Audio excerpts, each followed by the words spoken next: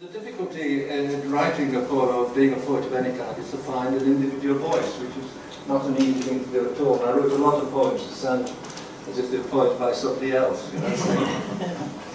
And I suddenly remembered when I was at Farmer Road Junior School, 10 or something, the teacher asking us to stand up and give a speech about some enthusiasm we had. And we all looked at the floor and tried to avoid his eye. And one poor boy stood up and told the plot of a horror film. And he mixed every horror film he'd ever seen and people confused.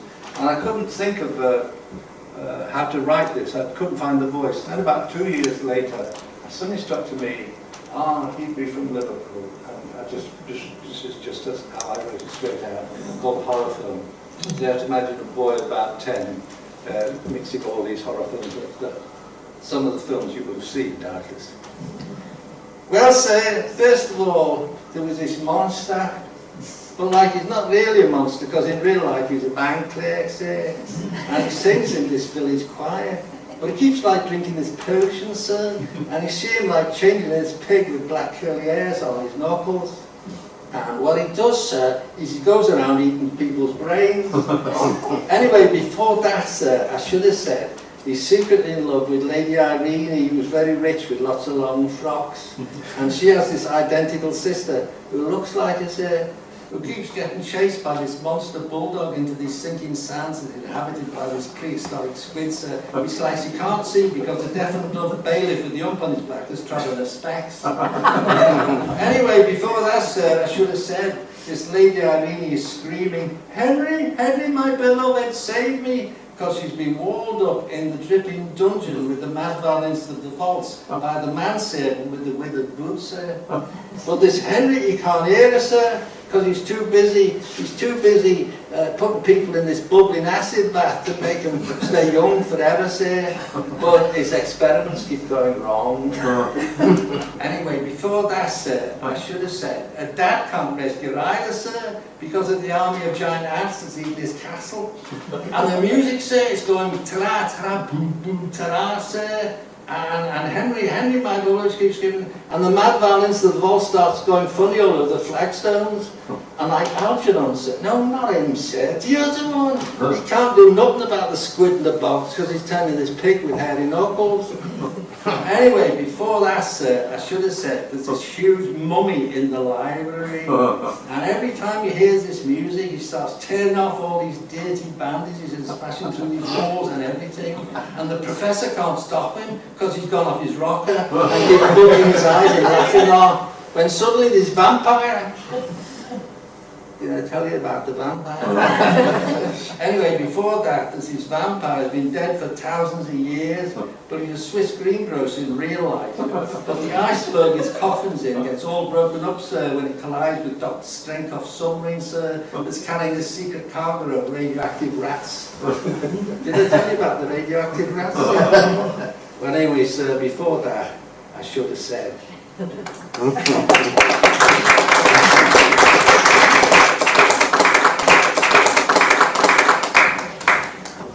Anyway,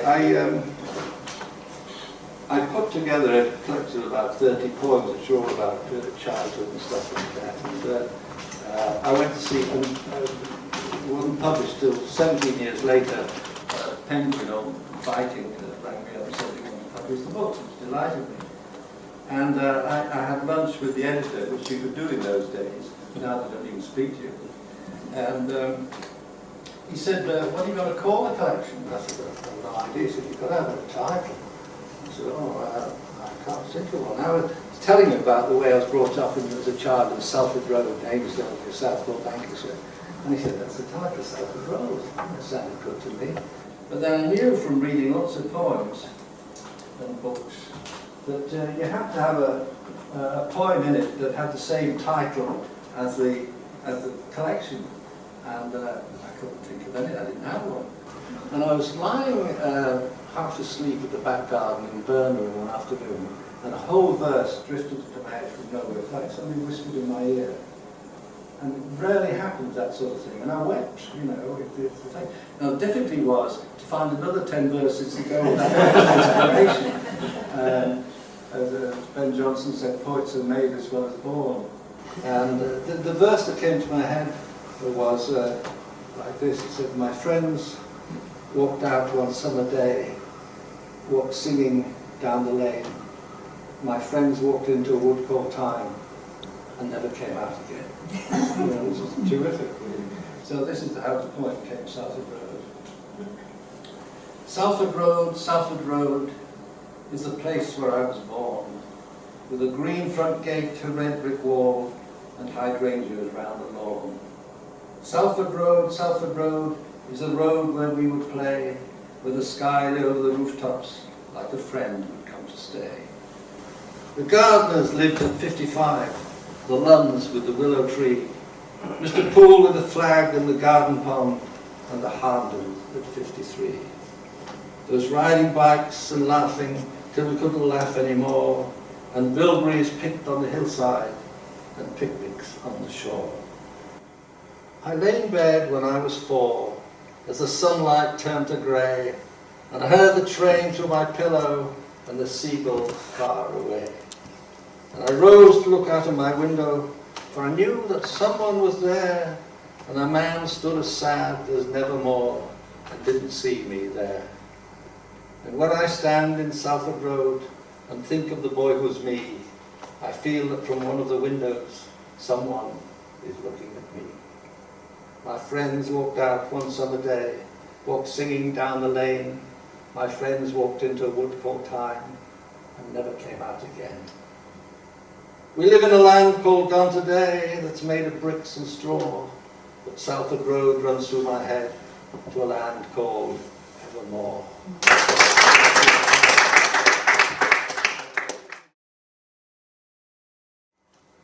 My friend John Hemming, his wife died when she was about 37, a lovely girl called Denise Remmer. You don't remember her, do you? A lovely girl. And, so he wrote to the Yorkshire Post to find a new woman. Not to the official authorities, but a letter saying he had a good sense of humour and was looking for you and so forth. And he told me all about it, what happened, that he'd sit in a cafe waiting for this assignation, and a lovely blonde would come to the door and wave, and he'd wave back, and she'd walk past him to somebody else. And he said, you know, you only have to say one word, one phrase can put you off completely. And this woman came in, and she never stopped talking, which is fine. It's a common thing. And she said, what's your favourite Bros record? He knew this relationship was not going to prosper. So this is called Blind Date, and that's a woman talking. She says, you are who I think you are, aren't you? I thought you were, you had that look. Pick out a mile. No, bucks will fizzle do me fine. Look, you won't mind, will you, if I get something off my chest? Well, I don't want you to take this personally, but I don't think much of men. If you'd known my ex, you'd feel the same. No, not hate exactly. He didn't have the character to be someone you could hate. I resented that in him. No, it was just that he was a slimy, spineless, two-timing bastard. I was too stupid to know what was going on between him and that Linda what's-her-name down in graphics. Apart from that, he was perfect. You know, that she to introduce me to her at the Staff and Wives shindig that Christmas. I felt sorry for her, really. You feel sorry for anybody who thought my Barry was wonderful. I thought it'd fizzle out, but it didn't. So in the end, I did my big confrontation bit. Of course, he puts on this innocent, who, me look, but his eyes were all over the place. Yes, I'll have another thing. Does it bother if I smoke? It does some. What was I saying? Oh yes, like I said, he tried to deny it, said it had been Linda's fault. She'd been all over him from the start. Wouldn't leave him alone, or take no for an answer. I was the only one he really loved. I had to believe him. And then he starts crying. Real tears. He thought that'd make it all right. Pathetic. What about me, Barry? I said. What about my tears? What do men know about crying? Where weeping's concerned, I'm the world's expert. He said it was all over between them. I told him it had better be, or he wouldn't see the house, the BMW, or the kids again. really put the frighteners on him. So we were all right for a bit. I got this promotion at Jackson's, area sales, roller blinds. It's very interesting, really. What do you do? Oh, I see, that must be nice. Anyway, 3 months after all this, he comes to me with this sad story how Linda's 3 months gone by this spotty Herbert in Dispatch, who's still wet behind the ears and everywhere else by all accounts. He said he just felt sorry for her, she being just 18 and everything. But Mum and Dad were Jehovah's Witnesses, and we're going to chuck her out. Couldn't we put her up for a few months? Just till everything quietened down, I said to them straight, I said, Barry, tell me the truth. It is all over with you and her, isn't it? He said, what sort of man do you think I am? Did you think I'd lie to you? I didn't answer that. Am I talking too much? Just stop me if I do. Anyway, like a fool, I let her stay. And that Friday she moved in with us. We gave her the room in the back. Got on all right too, I must say. She was good with Philippa and Mark. It was really nice as well, having another woman round the place. She even started decorating the bedroom. Then one afternoon, I had this call from head office. Someone had let them down at the last minute. Could I go down, could I demo these new age roller blinds at the Broad Street Conference Centre? I'd only got as far as Harborne when I suddenly realised I'd left some costings and some samples in the boot of Barry's car. They can't have heard the Astra in the drive. Frankly, I'm not surprised the noise she was making. They heard the door though. I heard this desperate whispering and rustling in our room. When I went up, they tried to cover up the bed and said they were decorating. I don't know if I cried. I didn't want to in front of her. You know what really hurt? She was even wearing that kimono that Barry brought at Rackens for our tent. I just walked out. I went to my mum and dad's. Something cracked inside me. For a year, I didn't go out of the house. I didn't see the kids. I lost the job. Of course, I didn't care, to be honest. I didn't seem to care about anything. It was like I dried up inside.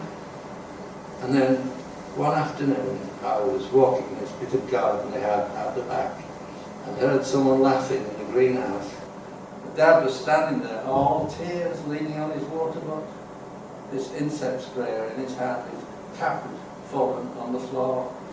He put his arms around me and I felt his tears all down my neck. I felt that terrible. I thought, if my old dad can cry for me like that, I must have been subused to someone once upon a time.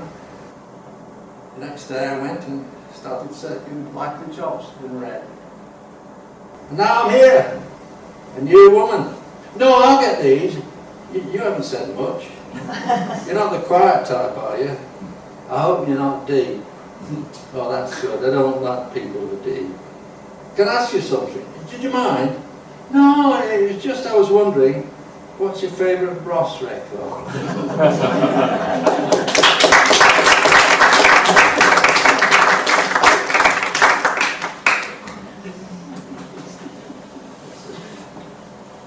Excuse my hand shaking, it's not nerves. I have this, is it dropped in there? And I wrote about, I finished up the published 5 and published 3, the last one was called My Granny is a Sumo Wrestler. I was running out of steam. And this is one of the poems in that book, it's called Life as a Sheep. And I've always thought sheep are not the most intelligent creatures around. They have to think 3 minutes or an hour before they stand up as opposed to lie down and so forth.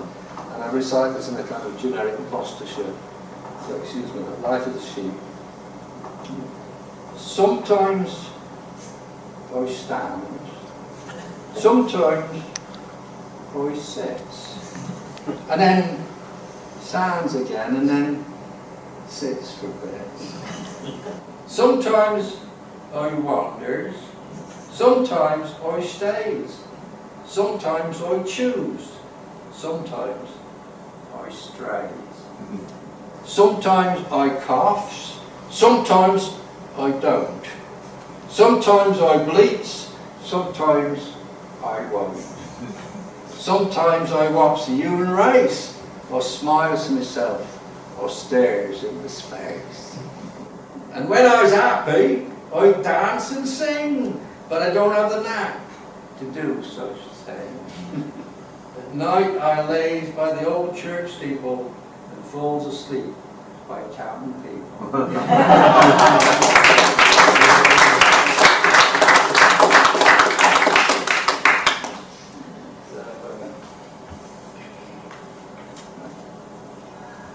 Oh yes, this is. Well, I got fed up with all these poems for children and not discussed, I hate the word discussing poetry, but weren't serious about death and solitude. So I thought of this collection of poems called The Dark at the End of the Nursery, which nobody wanted to publish. And so they use the nursery form, nursery rhyme. I love nursery rhymes. And to say something elusive and sort of serious. And this is one called Shadow Play, where the young girl runs out in the garden and her mother has just died. Shadow Play. Anne runs down the garden path as fast as she knows how. Out to the daisy-freckled lawn she calls the here and now. Look, she says, look at my shadow, how it spreads so dark and tall. But when I lie flat with my face in the grass, there's no shadow of me at all. Mummy wears lilies pressed to her breast. The car is long and black. Look at the game I'm playing, says Anne. It's called Pushing the Shadows Back. And this is about a boy, a lonely boy. It's called The Letter. Robin goes walking where the strange things are, down through the garden, but not too far. Robin leaves a letter on the greenhouse shelf, leaves a long letter addressed to himself. Robin in the playground, but no one wants to play, so he walks down the garden at the end of the day. Down through the garden where the world shines green, to see the greenhouse, it's a postman's speech.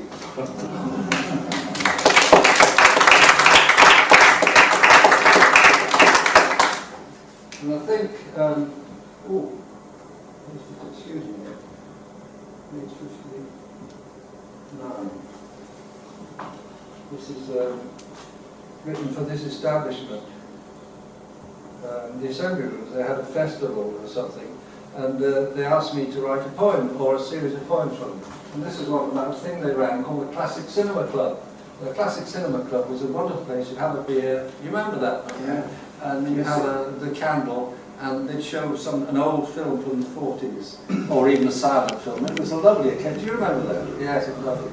So I wrote this poem came to me, so it's dedicated to this building. We gather here by candlelight to gaze on shadows. Odd pastime this, surrendering our diverse selves to occupy a dream that's not our own. Strange too that what is nothing really but a mote-filled sphere of light that plays upon this simple stretched white sheet should thus awake our passive hearts to laughter, to regret and pain. And those whose travails we now revisit here, Gary Cooper, Buster Keaton, Greta Garbo, Fred Astaire, somehow become familiars whose myriad fictive lives we've grown to know as well as our own flesh. Gloria Swanson, Orson Welles, Arletty, Jean Gabin. And with this, a sense of all those other selves who we once were comes sweeping back to us across the years. Of how we slumped in plush back rows of smoke-filled palaces, our eyes raised to the kissing stars upon the screen, urging our timid adolescent arms to rise and fold about the enticing but forbidden waist of girls whose names we now can scarce recall. Now, here they are once more, those long, cold stars, larger than life and younger here than we shall ever be. Lana Turner, Jimmy Stewart, Judy Garland, Cary Grant. And we rise up and meet them on some central ground, the brave ones, the comic, the beautiful, and the sad. And all we've ever been to one another rises up like distant memories we somehow almost had.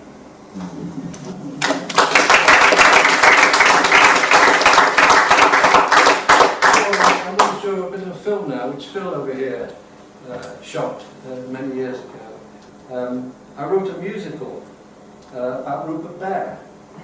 Because I'd been to see a rock opera and I thought it was awful. It was about a religious subject, and I thought I must write a revenge on this. I've never written a piece of music, but I couldn't sing, I can't play an instrument. And I sat in the bath and sang bits of tunes into a cassette, and then added the words and treated it and so forth. And we took it to the Edinburgh Fringe Festival, and it was a great success, strangely enough. And I met this girl, Ruby, who was about 18 or 19, who left school, and she played Lily Duckley. And I played Dr. Krabs, who was a baddie, who abducted her, and I had to change the title from Rupert to Rumpus because of copyright. And Edward Trump became Eddie the Trump, and so forth and so on. And she was abducted by Dr. Krabs and forced to dance naked in a cage in his estaminet, sadly buried. And Ruby sang this song, so we've got this film. We don't mind the rain, walking down the lane, walking down the Stockwood Road again, because we're going home, where we come from, going home, left bad times behind. What you gonna do now? The gold's gone out and go. What you gonna do now? The fun's gone out and fall. What you gonna do is sing along with Reggie and Bill and Pork and Edmund Trump.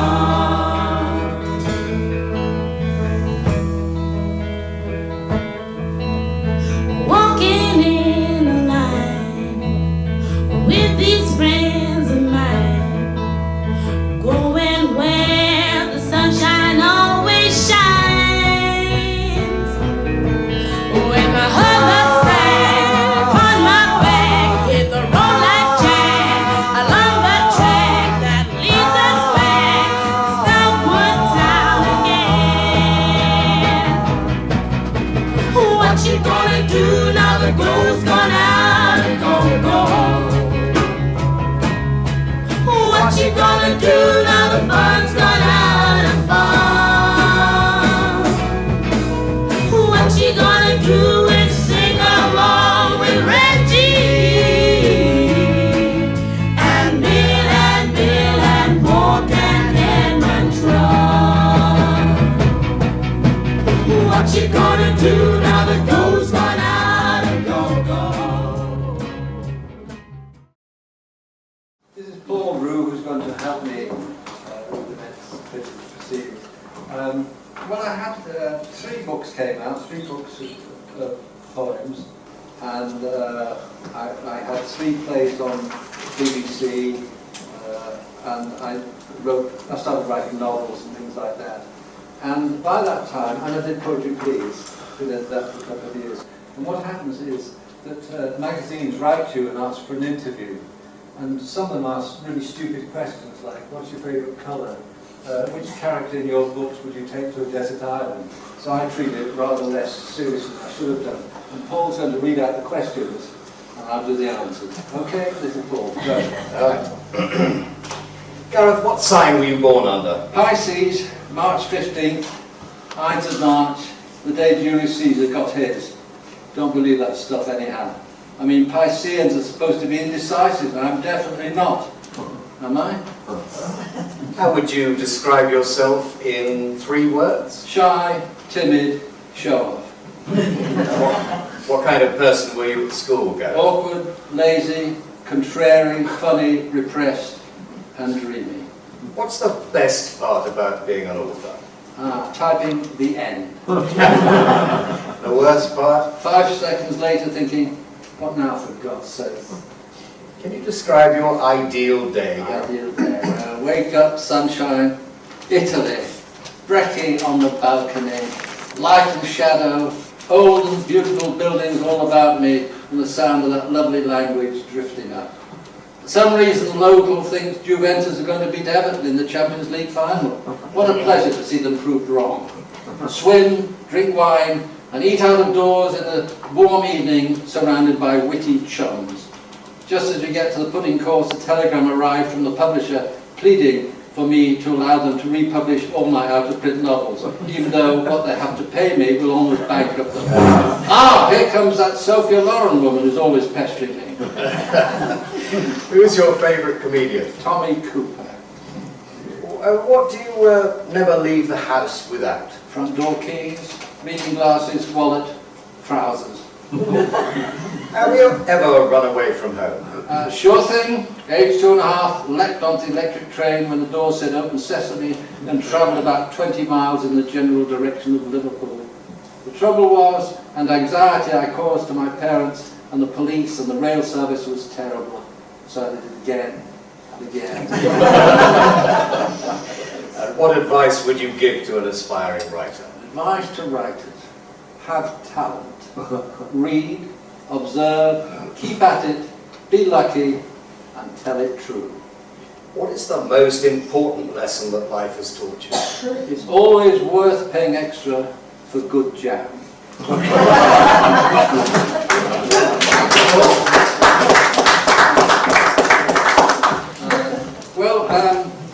Nearly all the things I've done are because people have asked me to do them straight enough. Maybe with lack of confidence, I don't know. But the fact that somebody asked me to do something means they had faith in me, and also I didn't want to let them down. And the first novel I wrote was a fellow called Don Nunes, a wonderful American academic, and he said he must write a novel. So I thought, oh, I can't let him down. You know, so I bought some exercise books and took a pencil and sat down. Nothing came to my head at all. And I arranged to go into a school in Sutton Coldfield one day a week for half an hour to read a chapter, and that forced me to write anything, whatever it happened to be. So the story that came out was based on childhood, and it was about two boys who were mad on cricket.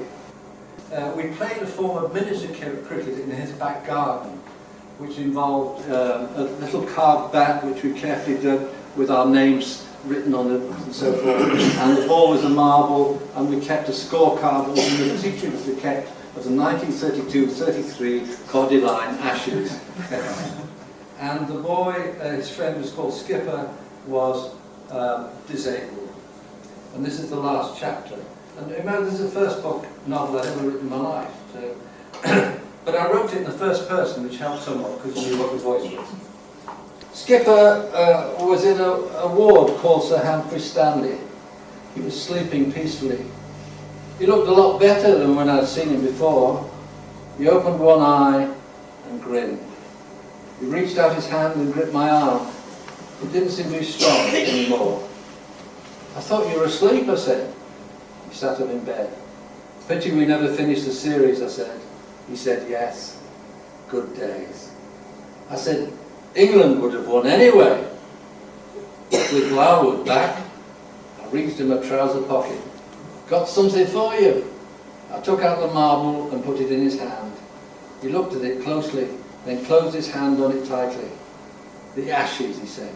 1932, 1933, body line. I nearly forgot, I said, and handed him the scorecard. Sutcliffe, I said. He smiled. Walter Hammond, he said. Don Bradman. Harold Larwood. He closed his eyes. There'll never be another like him. It was as though he was talking in his sleep. His mother came in. Everything all right, she said. Fine, I said. Skipper was fast asleep. I put the scorecard on the bedside table. Mrs. Skipton gave me the bus fare home.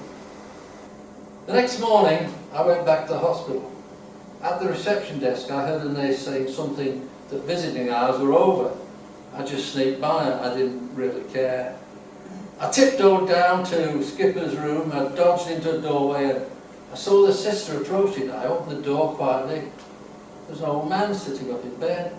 He was drinking through a metal straw and there's a tube going into his arm. I was in the wrong room. Skipper would have laughed at that.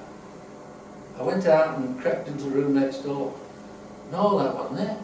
I must have been right for the first time. I couldn't understand it. They must have moved him. A nurse walked up to me and stared me in the face. "What are you doing here?" I told her. "I'm looking for Malcolm Skipton." It sounded funny to say his full name. "M. Skipton," she went, "M. Skipton. Didn't you know he died last night?" A doctor hurried by, his white coat flapping. There was a stethoscope in his pocket. An orderly pushed a tray of bottles past. They clinked as they rolled. The nurse's face changed. "Were you family or just a friend?" I looked up at her. I couldn't make out her face very clearly. I wondered if I was going to faint. He was my friend," I said. "He was my friend, all right." Then I turned and rushed out there, running as fast as I could down corridors and stairs. People called out to me, but I didn't stop. On the bus, I just couldn't fit it all in. I couldn't make sense of what it meant to be dead. Where could all that life that Skipper had have gone to? I thought, if I go to his garden, he'll be there. Then I remembered him saying to me, "You'll be able to play plenty of times." And suddenly I understood what it meant. I understood why he lived the way he did. He must have known. All that time, he must have known. I went to his house and stood in the back garden looking at the wicket. I wanted to leave something. I put my hands in my pockets, my fingers closed on something cold and heavy, the knife. I took it out and unclasped the curved blade. I went to the tree and started carving. I did the best letters I could. When I finished, I stepped back. It was good work. It said, M. Skipton, and then in brackets, Skipper. Underneath were two dates, 1936, then a dash, and 1947. Below, I put just one word in large letters, cricket time. I closed the knife and put it back in my pocket. Then I turned and walked out the garden, and I never went back. I didn't see Mrs. Skipton after that, though I did get a letter from her about 3 weeks after Skipper died. Reading the letter, I thought, we'd be the only ones who'd really remember him. And then I started to think how the Skipper that she had known wouldn't be the same Skipper as I remembered. That's how it was for everybody. But because of Skipper, I was somehow different from how I'd been before. He couldn't really be dead because some of him was in me too. It wasn't right that she'd just disappeared, and within that hot and beautiful summer of 1947. So I thought I'd tell you all about him, and then he'd be alive in you as well, won't he?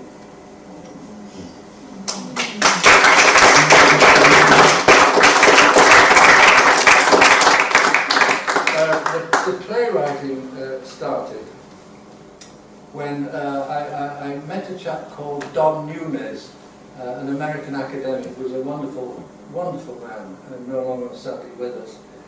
And he had formed a fringe company that took plays to the Edinburgh Festival. And he seen me do something, so he got me involved and said, you know, we were going to go down there in 3 months and do plays, whatever.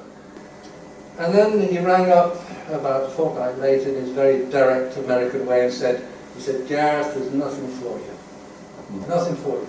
He said, but we've got a space in the morning, 11 o'clock. We need the money. Why don't you write yourself a play? I said, why do you want me to write a bloody play? I've never written a play in my life. I mean, it's a one-man play, least of all. He said, you'll do it good. And I demurred, and he persuaded me in the end. And I said, all right, I'll try it, because it was only 2 months away. I had to write the play, learn it, direct it, and perform it. And so I put that, I did that, and he said to me, what's the title? I said, the title. He said, the brochure goes out next Friday, we've got to have a title. I said, no idea. He said, well, ring me back when you've got the title. So I thought, well, it could be a Robinson Crusoe character, or a Jean-Jacques Rousseau who wrote about himself, so it's called John-Jack Crusoe. And we put it on, and Phil filmed this, a revival I did of one scene, with John Jack Crusoe as an aspiring but failed writer. And he's talking about his family and particularly his brother. Have you got it, Phil?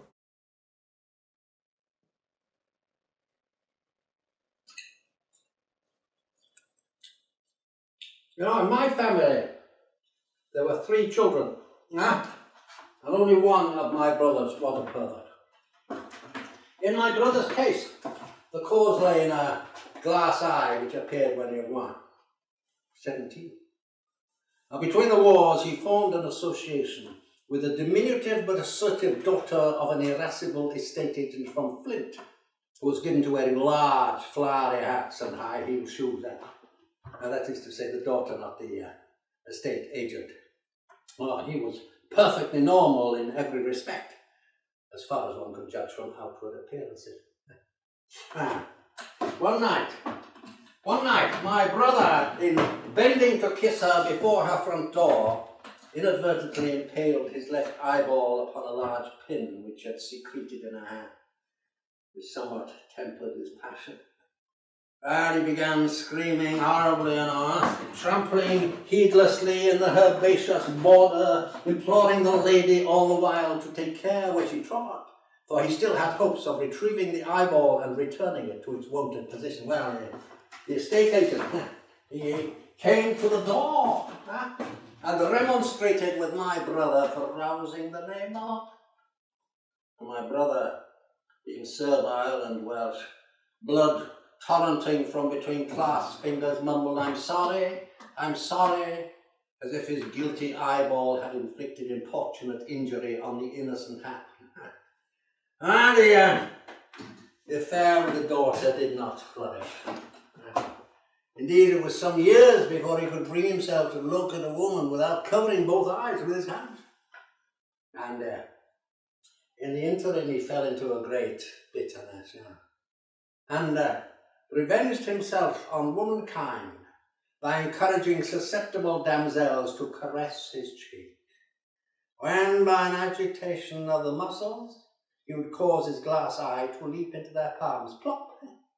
And the eventuality he could accomplish with some facility.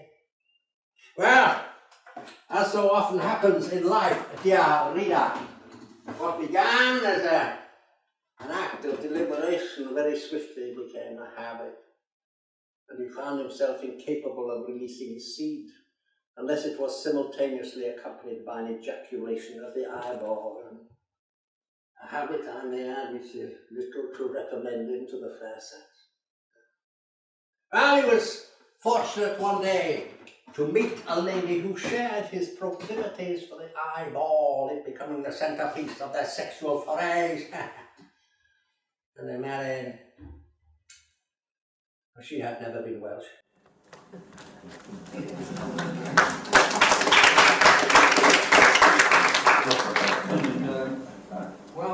This is a short story. I was learning Italian, and the lady who taught us was a very nice lady of about 40 with tight trousers, an Italian lady called Manuela. And she would regale us with scurrilous stories of, amongst teaching the subjunctive and other elements of Italian grammar. She would tell scurrilous stories of her family and people that she knew. And I was sort of blocked at that time, and so I thought, well, I'll be her and change the stories completely. And it worked. It gave her a kind of confidence, because one's attitude to be somebody else is very liberating as well. And the stories were based roughly on hers, but then I thought, well, am I going to be an Italian woman in tight trousers for the rest of my writing life? Unfortunately, I Englished some of the stories that were set in England, and the confidence transferred to that. So this is a story about a Mr. Beavis, who is an English teacher who's been made redundant because he didn't like children or their attitudes alike. And he's walking one day, and he meets a man in the rain. It's a very reflective piece. It's got nothing to do with the rest of the story, but I kind of enjoy it. He goes for a walk. On the third week, Mr. Beavis was sheltering from the rain in a deserted barn, when he was joined by a short, morose-looking man in his late 40s who looked vaguely familiar. He stared out at the rain without saying anything for a few minutes, and glancing sideways, Mr. Beavis noted that his nose was peeling and pink with sunburn. A line from a book he had once read unaccountably floated into his head. He had a nose like a badly scraped carrot. He tried to place the quotation, but neither the book nor the author would come into his mind. He took out his exercise book and covertly scribbled down the line. The man with the peeling nose glanced at the pencil moving across the paper. "Writing?" he said. Mr. Beavis nodded and surreptitiously slipped the exercise book into his pocket for fear the man should read the description of his peeling nose. "Words, eh?" said the man philosophically. "Ah," thought Mr. Beavis, the sort of man who puts words to the blindingly obvious. "Words," repeated Mr. Beavis, who was beginning to find this statement of the obvious rather beguiling. They leaned side by side, both arms on a broken wooden gate, staring out in silence as the rain hammered down on the lane and the distant grey hills. "Rain," said the man, and then after a pause said, "Rain," again, nodding his head in the direction of the downpour, for fear Mr. Beavis might be incapable of making the connection. "Rain indeed," said Mr. Beavis. There was something attractively philosophical about these exchanges. He decided to continue the game. "Wet rain," he said glumly. "You're right there. Coming down. True. Not in here, though. No, not in here. It's a shelter, probably. Keeps you dry." "True," said Mr. Beavis, nodding sagely. "Very true." He wondered to what extremes this conversation might be carried, and Mr. Beavis came to a sudden realization that he was happy. What could be better than sheltering in this dishevelled barn with a passing stranger staring out at the interminable rain? It was at the same time delightful and utterly pointless. He wished almost that it might go on forever. How many men throughout the long history of the universe, he wondered, had done what they were doing now, sheltering in a shed from the rain, staring out and exchanging banal commonplaces, putting names to the things of the universe. And yet the things themselves had no idea that they had names. Rain did not know it was rain, nor wind, wind. Thus mankind invented the universe. In his heart, Mr. Beavis prayed that the rain might continue, so as to prolong this epiphanic moment forever. He had a sensation within him that was almost religious. "Caned me," the man said. The sudden change of direction was bewildering. I'm sorry," said Mr. Beavis. "In school, you caned me." Mr. Beavis turned to look at the man. "I caned you? You did that? You mean I was your teacher? You were that. Just come out of college. Didn't know what you was doing. I was a bad one. I tried it on. You caned me." He laughed and banged his fist on the top of the gate. Mr. Beavis inspected the man leaning at his side. The face of a 13-year-old from 45 years ago began slowly to assert itself. "Blenkinsop! That's me! You didn't half lay it on, I tell you." Now it all came back. This little man with the pudgy, unlined face was the only boy he'd ever caned in his life. For a week after, he had vowed, no matter what happened, that he would never cane a boy again. The regret had remained with him all his life. He turned to the boy, who was now the man Blenkinsop, and whispered with utter contrition, "I'm so sorry. Please forgive me." Blenkinsop continued to smile. "Don't give it a thought. I deserved it." Mr. Beavis extended his hand, and Blenkinsop shook it warmly. "You've taken a weight off my mind," Mr. Beavis said with utter sincerity. "Pity you can't do it anymore. All these kids nowadays only think they understand." "Oh, I don't know," muttered Mr. Beavis, voicing a liberal reflex. "Don't you? Well, I do. Only thing they understand, shooting and stabbing innocent folk, raping old ladies. What's happened to this country? I'd bring back the cat. He turned and pinched at his left trouser leg. He was drenched and stained with mud. Look at that! Children went past me in their car, music pounding, shouting and swearing through a puddle, did it on purpose. Look at that! Ruined. Flogging's too good for him, I say. Well, perhaps there's something in what you say. No, perhaps about it. I know there is. I bloody well know there is. Mr. Beavis felt himself reprimanded.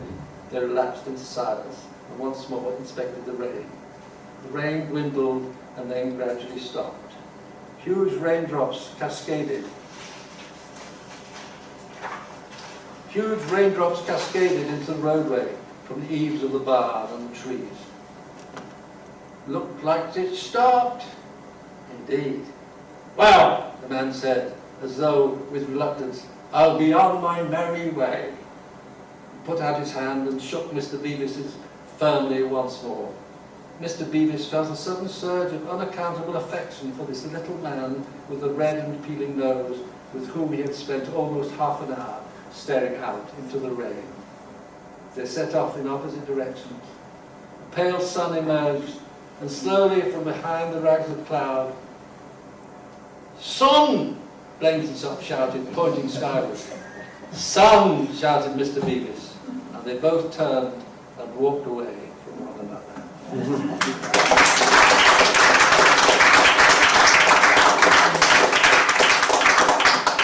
Well, I ended up managing Ruby. She was about 20 and was hopeless at it, but did my best, remortgaged my house and everything. And she went on to do quite well. And as part of her trying to support her, I'd read organs that normally I wouldn't cast my eyes over, like the New Musical Express.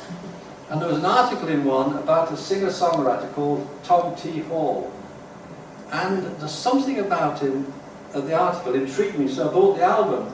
And it had a wonderful song that went back when gas was 30 cents a gallon and love was only 60 cents away. I mean, it's really good. So I said to a friend in the theatre, he said, I can't sing at all, really, I can put it over, but perhaps we could do it as an after-show party. You could play guitar. So he thought of doing that. And I thought, well, I could write these songs myself, and that's how Verge Clentils came about, of which Martin was a member of the band here at the time. It became a sort of an act with about 13 songs or 14 songs, and I'd say things like, I lived through a lot of pain in my life, a lot of pain. What we cannot do tonight, sure, so that was anyhow, it ended up, I wrote a film called Old Country, which is about Verge coming to the West Midlands, the purlieus of the West Midlands, to find his roots, or his father's birthplace. And this is a clip, and it shows me in the studio with a man called Bob Lamb, who played drums for Steve Gibbons, and he suddenly realizes he should be on stage, and he sings a song called "Why Did God Give Lucinda Such a Beautiful Ass?" Right, okay. You said goodbye. Too many tears fall from my eye. That's a really nice song. I like Hey, that. Virgil, how you doing? What I'm you doing all here? right. What you doing here? Well, I'll tell you the truth.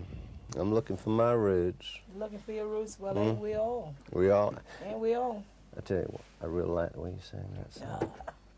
I tell you what, if I had to choose somebody to sing a song, it'd be Ruby Turner. You're just saying But that, no, it's no Virgil, you're shit. just Now saying that's the best singer in the whole that. Just world. saying that, babe. I think That's it's true. Hey, Verge. Well, okay. Yeah. I'm speaking here. Well, what now? Well, when we were on stage, or half an hour ago. I'm going to have to hurry. Okay, I'll be right over. Just keep that audience waiting here. Come on.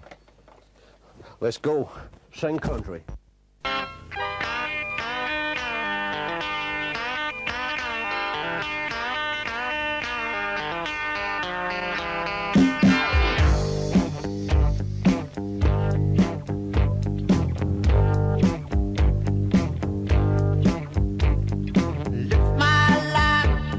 in Kansas, how working on the land.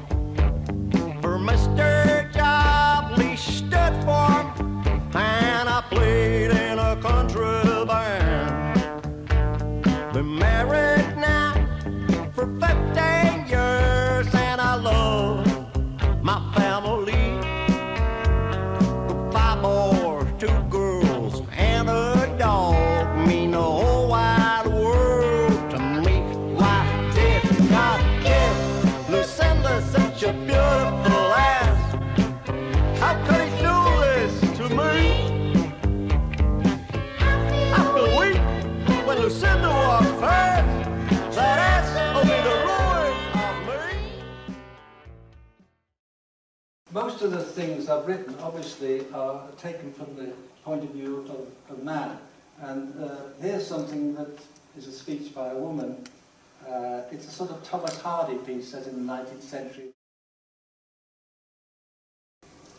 It was never in my head to kill the child. Not any time. Before it was born, I thought of it as but a trouble. It was something between him and me, something it was like a nuisance. I never thought of him as being I never thought you were a person. I knew it must be with arms and legs and a body. I knew what a child was like. I thought of him as like a picture of a babe. That was before. I thought when we get that bridge, we'll cross it. You know, it was something in our heads, like more like a dream. And somehow I thought it would go away on its own. I thought something would turn up. But when it came, he made himself known, and it was terrible. The pain, and I hadn't thought of that, you see. It's not like being sick in any way, like folk will say it's a natural thing that happens to all women, and the men don't understand. If the pain we had, some women, happened to any man, they'd scream as though they were dying. He made me take it. He made me take it. I took it down past the old part of the town, and he so clung to me. I felt this warmth, the whole of it. And he was silent, like he understood there was to be no noise. And there's a small farm I know that has a deep well not far from the house. It once was owned by a great uncle of mine who lived with his 2 unmarried daughters. He was very old when it grew him, somewhere over 80. Able too, for I knew him go down this well when a sheep had tumbled in, and he brought her out all right. And I had a mind to put him in there. I knew in myself I wasn't to look at the child, for the look of him would make me change my mind. I thought, if I thought only of what I had to do, it would be easier for me. I hung on to what I had to do and couldn't let my mind consider who. Even when he was born from me, I turned him away and never set eyes on him. For if I looked on him, I knew he would be someone. But other than that, he was a thing. No different than how I considered him before he was born.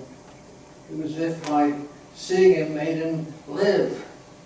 I just noticed, I think of him as a boy. I know he was a son. It was dark, there was no moon. The ground there is littered with rocks and stones, only for pasture it's used. There's no handle, just a rope that you pull. I pulled at the bucket. I had to lean over to pull it up in the middle for fear it should bang against the wall, and my body was burning as though I were on fire, but my hands were cold. What I mustn't do, what I knew I mustn't do was to think. I tried to make my body as though it was someone else's. I put the bundle in the bucket, and then I began to cry. Noises were coming, I couldn't stop. As though from somebody else, it was as though from my stomach, and low and hoarse, and I was frightened by the noise I was making. And it was silly, but it was as though I was trying to tell myself to be quiet.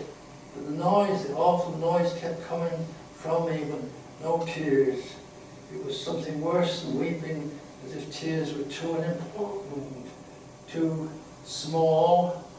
And I was crying because his body was so small, and he never made any noise. And I was thinking it was like killing a little animal that trusted me to do no harm. If he fought, it would have been easier. But you see, I never saw him. And I never heard him from the time you were born. From the time he was born, you see, never. And I thought, if I lowered him, he might not sink. And what I couldn't bear was the thought of him crying and not dying quick enough, that he should have any pain in him while he was on earth. I couldn't bear the thought of that. So I picked up some stones and put them round him, and took off my shawl and tied it round the neck of the bucket so that the bundle should not float out. And then I held out the rope in the middle of the well and let him down so slowly it seemed forever. I wanted to hear when it hit the water. I wanted to fix it in my head when he went under, and the noise of the water was very quiet. I held the rope there on the surface, like that, very, very still. My hands, they were cold, but they wouldn't let it go away. A long time like that, holding the rope. I can feel it there now. I can feel the rope, and the noise was quieting me, and everything was very quiet for a very long time, quiet. And then he slipped. He slipped from me and smashed against the water and the wall, and all the rope went down. He was gone in all that terrible noise, and I was sorry. I was so sorry, because he was frightened. He might have been frightened before he drowned, and that was all that he knew, was that he was terribly frightened, and he was so small that I thought the fright must have been too big for him. I stayed there for a very long time, as though I was still holding the rope, and then I went away. I went away from that place. I never went back, but that place is the only place on earth, the only place on earth. There's nowhere else. I carry it about with me everywhere. I can feel the weight of it always, like a dead child in me. He's in there always. I'm sorry. I never looked on him, but he didn't cry, because I have nothing of what he was apart from me. I have nothing for him, as he must have been separate from me. Something I would, you see, if I'd seen him, I would have had somebody to mourn. I could have given him that. I would have liked to have given him that.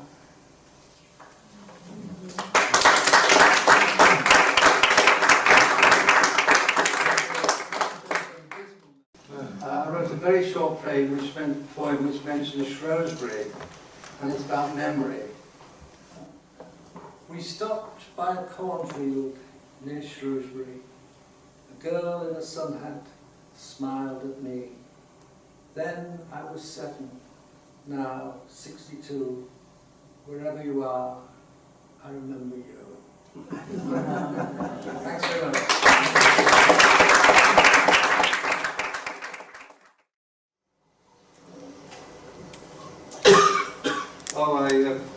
A lot of the poems that were written at the time didn't write about the way that I remember my own childhood. For example, there were no poems about football, and if they were written by people who never kicked the tennis ball around in the street, never.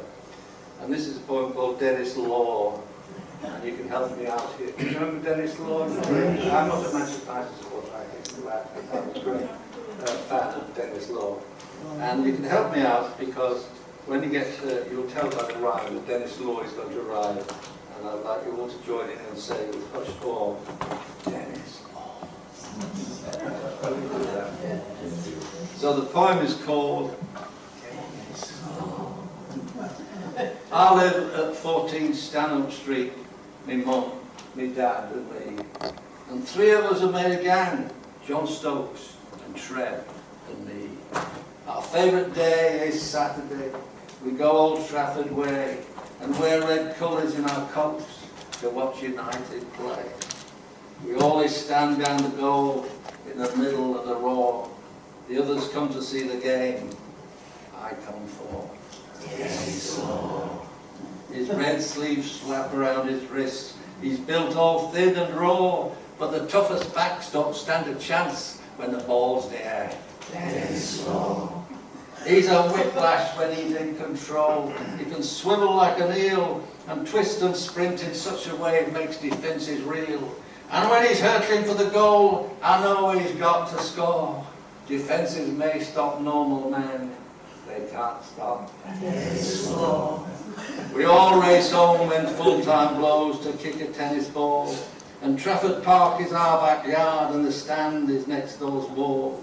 Old Stokesy shouts, I'm Jimmy Greaves, and scores against the door. And Trev shouts, I'll be Charlton, but I am Dennis Law.